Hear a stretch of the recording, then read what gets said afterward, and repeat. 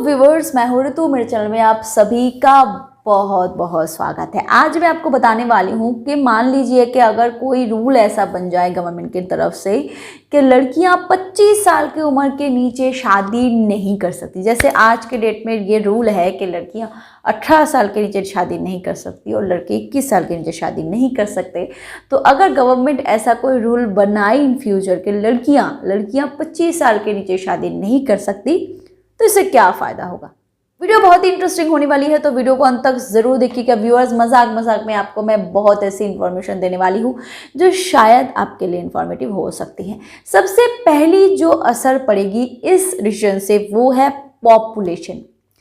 बहुत सारे जगह पे पॉपुलेशन जो है वो कम हो जाएगी। अब आप मुझे पूछ ही सकते हो कि पॉपुलेशन के साथ 25 साल की उम्र में लड़की की शादी करने का क्या कनेक्शन है। सबसे पहली बात कि लड़कियां जब कम उम्र में शादी करती है, शादी जो है वो एक सर्टिफिकेट है, वो गवर्नमेंट वो एक मतलब परमिशन है कि आप विदाउट एनी मतलब कोई भी बाधा ना मानते हुए आप आगे बढ़ लो, यानी कि आपको कोई बाधा नहीं है, आप कुछ भी कर सकते हो।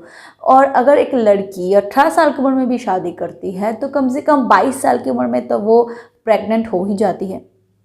फिर 22 के बाद सिर्फ जब 24 में फिर से, अगर वो ना माने तो 26 में फिर से, तो हो गई 26 साल की उम्र में एक लड़की 3 बच्चे की माँ।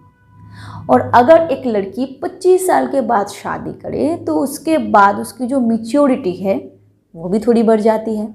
और जाहिर से बात है कि 25 साल की लड़की अगर अपने से छोटी उम्र में लड़की से भी शादी करे तो ज़्यादा से ज़्यादा वो 23-24 साल के लड़के से ही शादी करेगा, या फिर 28, 30, 32, 35 साल की उम्र में लड़के से। तो उस एज में एक लड़के भी मैच्योर अच्छी तरीके से हो जाते हैं। तो दो अगर मैच्योर पर्सन शादी करते हैं तो जाहिर सी बात है कि वो सिर्फ और सिर्फ आज के डेट में ज़्यादातर एक ही बच्चा लेते हैं, तो वो एक ही बच्चे को जन्म देंगे, जिससे पॉपुलेशन बहुत कम हो जाएगी।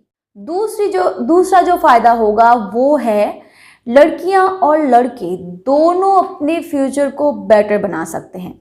क्योंकि क्या होता है, हमारे समाज में लड़कियों को बहुत कम उम्र में शादी करवाई जाती है, क्योंकि ज़्यादा उम्र में अगर लड़की की शादी करवाओ तो लड़कियों को अच्छा दूल्हा नहीं मिलता है, अच्छा कमाने वाला लड़का नहीं मिलता है। अगर एक लड़की अपने पैरों पे खड़ी होती है तो जाहिर सी बात है कि उसे ये टेंशन नहीं होगी कि मुझे एक अच्छा खासा कमाने वाला दूल्हा मिलेगा कि नहीं। आई मीन टू से कि मैं एक 10,000 की साड़ी पहन पाऊंगी कि नहीं। पर अगर वो खुद अपने पैरों पे खड़ी हो तो 10,000 रुपये की साड़ी वो खुद ही खरीद सकती है और अपने फ्यूचर को बेटर बना सकती है।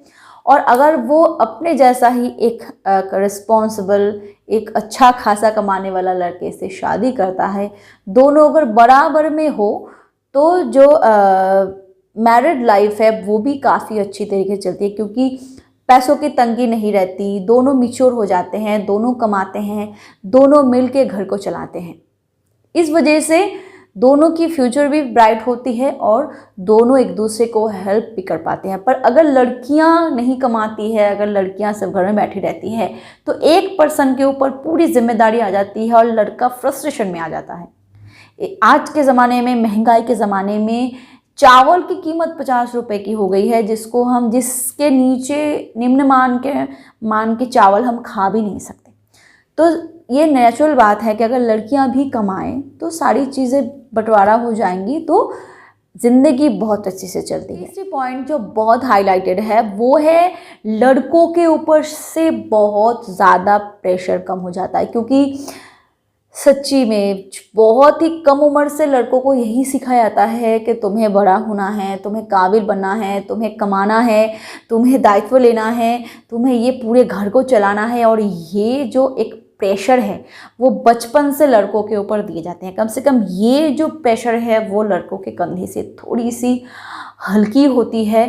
थोड़ा सा प्रेशर वो अपने बेटर हाफ के ऊपर दे सकते हैं, जिसकी वजह से ना दोनों बहुत सुकून के साथ ज़िंदगी गुजार सकते हैं। क्योंकि बहुत हद तक ये भी एक रीज़न है एक मैरिड लाइफ में फ्रस्ट्रेशन आने का, झगड़ा होने का, क्योंकि लड़के सोचते हैं कि मैं दिन भर बाहर काम करती हूँ, बहुत थकी हारी रहती हूँ, मुझे घर में शांति नहीं मिलती, मुझे केयर नहीं मिलती, ये वो। और लड़कियां सोचती हैं कि मैं घर में सारे काम करती हूँ फिर भी मुझे इज़्ज़त नहीं मिलती, मुझे वो मतलब वो प्यार नहीं मिलती जिसकी मैं हकदार हूँ। तो दोनों एक दूसरे को क्रॉस ब्लेम करते हैं। तो अगर दोनों ही बराबर से सारी जिम्मेदारी का बंटवारा कर ले तो लड़के के ऊपर से भी बहुत प्रेशर कम होता है और लड़की के ऊपर से भी बहुत ज़्यादा प्रेशर कम होती है। और लास्ट जो पॉइंट है वो भी काफ़ी इम्पोर्टेंट है, वो है वुमेन पावर राइज होती है। हाँ, क्योंकि मतलब आज से अगर मैं 100 साल पहले की बात करूँ कि उस वक्त लड़कियां जिस सिचुएशन में थी, जिस हालत में थी, आज काफ़ी उसमें सुधार आई है। लड़कियां भी घर से बाहर जाती है, नौकरी करती है, पढ़ाई करती है। लड़कियां भी अभी पायलट बन रही है, लड़कियां भी मतलब यूपीएससी की पढ़ाई कर रही है, मतलब अपर क्लास में जॉब करती है, लड़कियां भी बिजनेस कर रही है। तो वुमेन पावर जो है वो काफ़ी राइज हो चुकी है। लड़कियां भी कराटे सीख रही है ताकि कोई भी उसका गलत इस्तेमाल ना कर सके।